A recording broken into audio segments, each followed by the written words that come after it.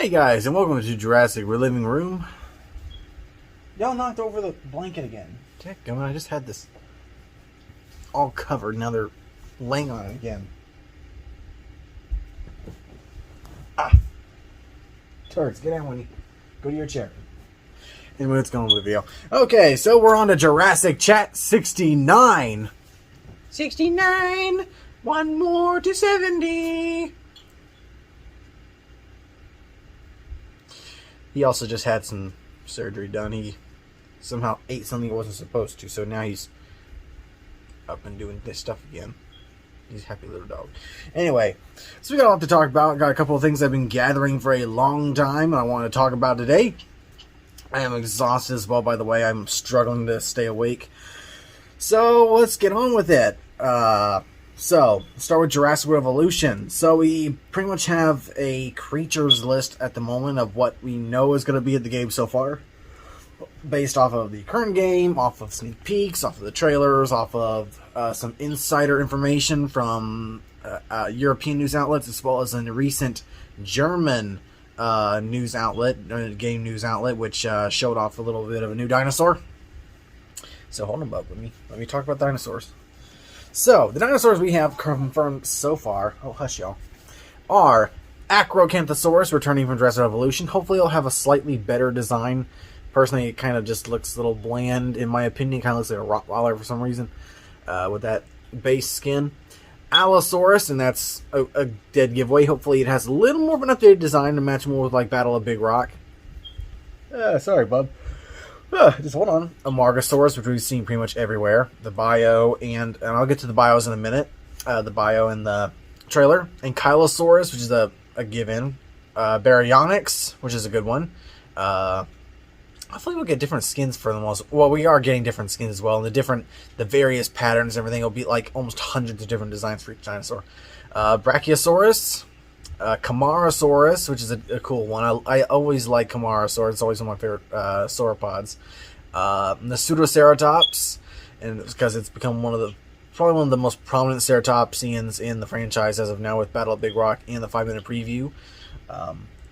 Let's see. Pteranodon, we saw that in the trailer, and we are getting, these are the Jurassic World variants, of course. Stegosaurus, which is the most recent bio. Triceratops, Tyrannosaurus, Coelophysis, which we saw in the trailer. Excuse me, I just got bio. Mosasaurus, which we know is coming, but we don't have very much information of how Mosasaurus is going to work in the game yet. Gallimimus, which is recently revealed through a European line, I believe. I'm losing my frame of mind. But Gallimimus, and an unknown Hadrosaur, which is in this picture. I'll try and snapshot a picture of it real quick, which was released in a recent German magazine. And it seems it could be either Corythosaurus or Edmontosaurus. It could go either way. And that's the last bit of that. And as I said before, there will be hundreds, from what we've learned, there will be hundreds of customizations for the new dinosaurs in the game. Everywhere from patterns, skin colors, and so forth. So there's going to be tons of ways to make your dinosaurs varying with their looks. I like a lot of like the alpine looks and everything with the new dinosaurs. And it really helps differentiate a little more. It gives you a lot more creative freedom with how your dinosaurs will look. And as far as we know, that multiple dinosaurs will come out at once. I think I talked about this in a previous Jurassic Chat. But we've also heard that... and if you want more information, Best in Slaughter has done way more in-depth videos than I am doing right now. But it depends on the success rate of your breeding of the dinosaurs in the hatcheries, because you are going to be hatching dinosaurs as well, as I believe, also rescuing dinosaurs in the wild. So multiple animals can come out at once. I think we see in the Amargasaurus one, we see 2 Amargasaurus coming out, but we also know that up to, I think, 3 raptors can come out at one time, and so forth. I think up to 5 animals can come out at a single time, as far as we know. Let's see. And we just also learned from news articles, hey bub, that Tyrannosauruses can actually kill Brachiosauruses. That's a new mechanic, so more than just the Indominus Rex from Evolution can kill a Brachiosaurus now. And the Brachiosaurus is in new. This is revealed in the creature bio on the Frontier website. Excuse me, I'm so tired. But the Brachiosaurus will display, as well as all the different dinosaurs, will display new behavior, such as infighting. Mainly, you can't mix something like a Triceratops and a Stegosaurus in together without enough room, because they don't really like each other and they will fight. Same with Brachiosauruses. Apparently, the Brachiosauruses will be defensive over one another and will fight. What it will look like, we don't know. But it's definitely a cool mechanic, considering when you think of sauropods, you don't often think of anything aggressive in terms of their behavior. We kind of make them look like gentle giants all the time. Kind of like how you look at a giraffe and you think it's a gentle giant, and then you see a video of two males going head-to-head over females, and they're just slamming their heads into each other. Now, do I think the sauropods, like the Brachiosaurus, will do that? I don't think so, but we'll see what they do. Maybe it'll be like Dinosaur King with the Supersaurus and the Seismosaurus rear up and bam into each other. I'll have to find that clip, by the way. That was a cool fight scene. One of my favorite episodes, called Teed Off. Next, let's see what we got here. Okay, so I might circle around back to evolution in a second. Actually, we'll go ahead and cover the bios real quick. I can see that right here. Now, we do have an idea to feathers as well. There's a rumor, it was kind of touched upon in a recent Frontier interview with one of the developers. I forget his name, by the way. But it's a possibility that feathers could make it into the game. From what he was saying, it's a possibility, not confirmed. So maybe we can see variants of dinosaurs with feathers, like maybe the Pyroraptors if they're involved. Maybe a fluffy T-Rex, like it was seen in the prologue, the 5-minute prologue for Dominion. So that'd be pretty cool. And as for the bios, just like evolution, every week, I think on Wednesday, we have been getting dinosaur bios, dinosaur field guides, as their species field guides, as they are called. And we have not gotten one this week, but the reason why is because today is the 22nd, tomorrow is the 23rd, Friday the 23rd, we are supposed to be getting the first dev diaries, I think, for evolution, so we'll be learning a lot more. I probably won't be able to watch it till later on, like when either I'll rewatch the Frontier stream, or if Best Slot breaks it down, and then I'll be able to do it. That's why I'm not covering this video tomorrow, because I'm also going to be busy all weekend, especially with Masters of the Universe Revelations coming out. I'm going to try and do a live stream watching that, possibly. But as for the bios we have currently, the first one we got was for Triceratops. I kind of showed you your basic everything we already know. I think Triceratops was also the first dinosaur they revealed in a bio for evolution, which makes sense as to why they would do the same thing for Jurassic World. Although it did come out during, I think, the GameSpot or something like that, so it's kind of underwhelming for most people. But then the next week, we did get Amargasaurus, which looked a little more awesome, and I should be having at least clips or something of that, like that, spring up across the screen. And we did see in that bio with the Amargasaurus that there were two coming out of the hatchery. We also had Coelophysis come I think a week after. No, Brachiosaurus. In Brachiosaurus, we learned a little more about their behaviors and everything based off of the Frontier website. And they look cool and majestic. Then we got Coelophysis, which looks pretty cool. The green skin still looks to me like an overgrown compy, but they still look cool, and I think the patterns and the brown coloring, I think there's a gray one as well, looked much better, and they look really cool. I think Coelophysis is a really cool addition to this game, and it looks nice. And we saw some of the hunting mechanics that it does. I think it looks pretty cool. And the final one that we got, I think last week, was the Stegosaurus, and we got to see a little bit of it attacking a fence, similar to Jurassic Revolution 1, and that just popped out. But anyway, it still looks cool. So I think we saw a few more animations, like it just stomping, like they do when they hatch out of the hatchery in the first game. So we got to see a little bit of varying behaviors with the Stegosauruses. Okay, so moving on from evolution, I think that's everything we have got here. So for toy news, we do have this, a crossover with Hasbro. Kind of funny considering Hasbro would even do this in the first place. They need some of that old JP money after they screwed up the license the last time. But this toy actually looks to redeem them in some way. It is a crossover between Transformers and Jurassic Park, and it looks pretty cool.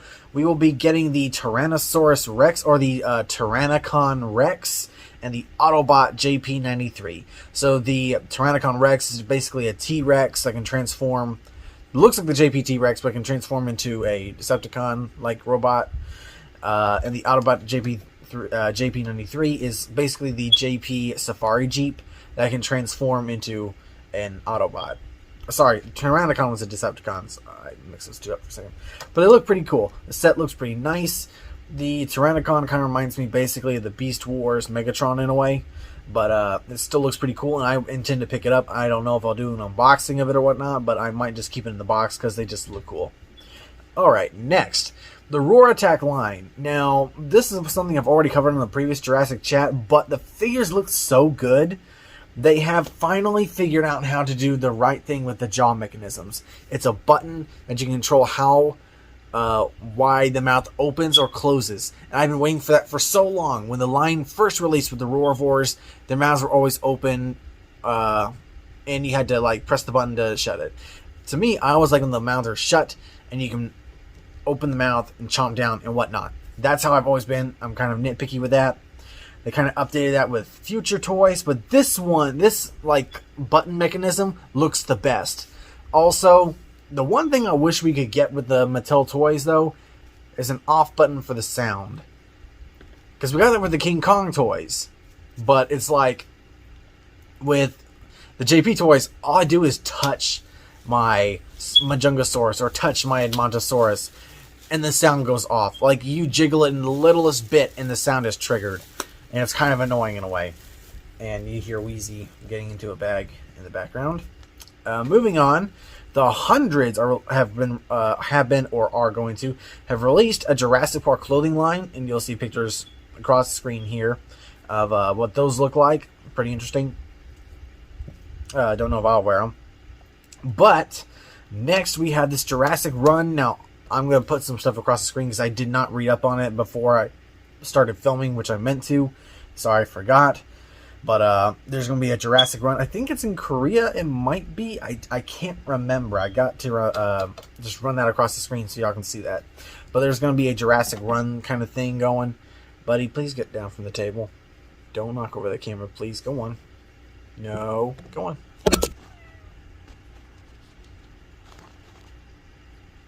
And we're back. Home here. Cats, stay down. I'm getting at the spray bottle. There we go.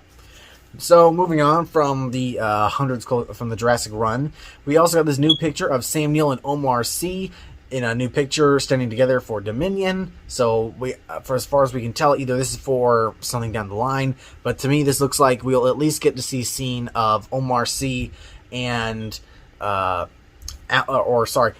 and Alan Grant getting to meet each other, and that'd be really cool because it kind of gives you an idea that maybe Owen and Grant are going to finally meet, and we know it's going to happen, but it's like you want that confirmation as well to see that it happens. No, Bigger, you stay down, buddy. Because we want all the Raptor guys to have that one-on-one conversation. You trained Raptors? Yeah, I trained Raptors. So far, like that. Moving on from there. Okay. Recently, we just also had Jurassic Park 3 celebrate its 20th anniversary, which is so awesome. I wish they should have done something a little more, like react to the trailers or whatnot, for all the way back then. Maybe I'll still do that, but still cool. It's 20 years later, Jurassic Park 3. I still love Jurassic Park 3. I know it's got its issues, but sorry to ignore that. But it was the first Jurassic Park movie I ever saw, and I liked Spinosaurus beforehand. I read it in book. I saw Spinosaurus in books and stuff, and I always thought it was an awesome dinosaur. And seeing it in Jurassic Park 3 was awesome. It wasn't for years until I knew that it was actually received negatively in the within the fandom because of it killing the T-Rex the way it did. I never knew that, but I always enjoyed the movie. So, and the first scene I ever got to see was the boat attack in Jurassic Park 3. That was the first scene because my family told me it was coming on. I hadn't seen Jurassic Park before. So I got in the shower, got out, and it was directly at the boat attack scene. You made me lose that flea, buddy. He had a flea on his mouth. And it ended quickly, and I went to bed, and I didn't get to see the end of it till like a week later because they had just premiered it on A&E, or not A&E, AMC, The Walking Dead channel, and I stayed up late at night to rewatch it again. I got to finally see the T-Rex versus Spinosaurus battle in the birdcage scene. I thought they were awesome. And then a couple weeks later, my friend gave me a Thrasher T-Rex that he had and didn't want anymore. And then my mom bought me the DVDs like a week after that. So I had a lot of fun with Jurassic Park at that time in like 2004 or 5. So Jurassic Park 3 really set me on my love for Jurassic Park. And it still holds a special place in my heart. And I'm glad that it's finally turned 20 years old. So it's endearing. And I hope, I think everyone's still, even naysayers or people who didn't generally like it in the beginning, like it now more than they did back then, especially with the canon building they tried to do around it, even with all the problems that the film production had. We all know that movie had some major production issues. But moving on, with Jurassic Park 3's 20th anniversary, we do have some things coming up that reflect that. Speaking of, we do have, now we've already talked about the Amber Collection Ray Arnold, but we do have a new set. I forget what it's called. It'll come across the screen here. I think it's the final scene or something like that, but it's a Ray Arnold exclusive figure for Comic-Con, I believe, similar to how they did the Alan Grant, or the John Hammond Mattel figure back in the day. And then, although that was an Amber Collection figure, they also did the Nedry figure for the what was it, the earthexclusive.com something, but it was an exclusive to that website, the Hawaii shirt Nedry, and John Hammond also had an exclusive figure for Comic-Con years ago. So this year we have a Ray Arnold figure, kind of reminiscent of the Amber Collection figure, but he has a removable arm and a JP3 Raptor with him. So you kind of get to see that kind of look of that final scene with Ray Arnold that you don't really typically think of when you watch that first movie. Oh, it's kind of a quick flash by that you realize that, oh, he got taken out by a raptor. But we are getting that. Moving on, like I said, with Jurassic Park 3, we are actually going to be getting a JP Mattel set. It's not a Legends or whatever set. It's but it is a duo set of a Spinosaurus and a T-Rex. However, it's a repainted Spinosaurus, not the original colors. And the Rex is brown like Rexy. It is not a green Rex like in Jurassic Park 3, which is disappointing because we know how that scene looks. We know that the Spinosaurus takes out a male Tyrannosaurus Rex.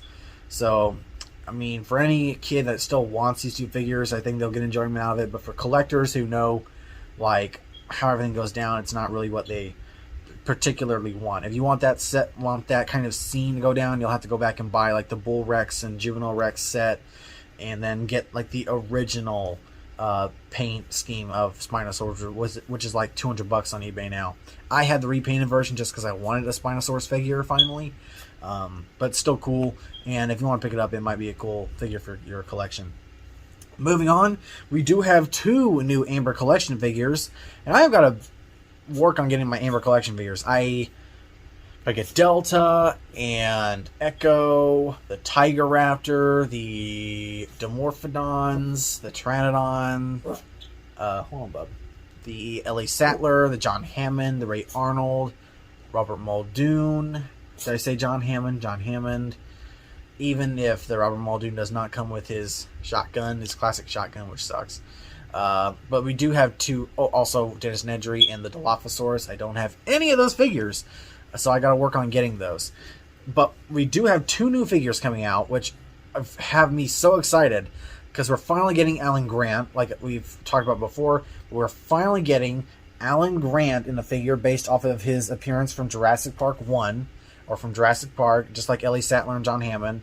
So it looks like you'll be able to kind of finish off that big 3 or 4, I guess you could say, with Ian Malcolm, Alan Grant, Ellie Sattler, and John Hammond. Well, technically 4 if you want to add in Robert Muldoon, so you kind of piece together all of those major characters from the movie. And it looks pretty cool. He's got the hat, he's got the bandana, the sunglasses, the regular unhatted head. So it looks pretty cool. He also comes with a fist with the raptor claw, similar to how he taunts that kid in the dig site. 6-foot turkey in a field, likely bobbing his head. And you keep still because you think he's his movement is based on the movement like a T-Rex. All that. But the second figure has me the most excited because it is the Jurassic Park 3 variant of the male Velociraptor. To me, it's my favorite version of the Velociraptors and it looks really cool. And I actually have the original Hasbro JP3 Raptor. One of my first ever Jurassic Park toys was that design. So it is really cool to finally get an Amber collection. And I hope eventually we'll get the female version so we can have our own little JP3 Sorna Raptor packs and do the whole like alien egg nests and all that again, but it's really cool. I really love the figure and I cannot wait to see it. If you want to check out more about those two figures, you can go to Jurassic Outpost, or you can check out the Behind the Gates thing on YouTube. They just released a video a few days ago showcasing off the two figures and they look absolutely amazing. So moving on from that, we have already talked about the hundreds. Oh, okay, I wrote it down twice. My bad. JP3 Raptor, Spino. Okay, so we have two things left in this video. So for one, Rebok has made a line of shoes which look pretty cool. Rebok paired with NBC Universal to make a line of shoes. They all look pretty cool. They come in different designs, like the gray and red Jeeps. Mr. DNA, like kind of different patterns. But my favorite one is the Safari Jeep scheme, which looks really cool to me. And honestly, I would actually pick those up if I could. So I might find out where those are and then get a pair of those. So in the second part, the last thing we have for today is that I just found out from Jurassic Outpost that Spayground, I believe is what it's called. Spayground has teamed up with NBC Universal to make a backpack for back to school. It looks pretty cool. It kind of looks like that kind of retro Jurassic Park style, like something you would have seen in the gift shop in the movie. It's got like jaws and the eye and everything. It looks pretty cool. But they teamed up and made that shirt, and it looks pretty neat. I'll try to have links for everything in the description down below. So what do you guys think? I think that's everything. Happy 20th anniversary, Jurassic Park 2, Jurassic Park 3. It's cool. It makes me feel old because I was born 3 years before that movie. So what do y'all think of all this information that I've been able to dig up? Hope y'all enjoyed this video. Remember to like, comment, subscribe, and let's hit the 10,000 subscriber mark. Please go like a meet right there. And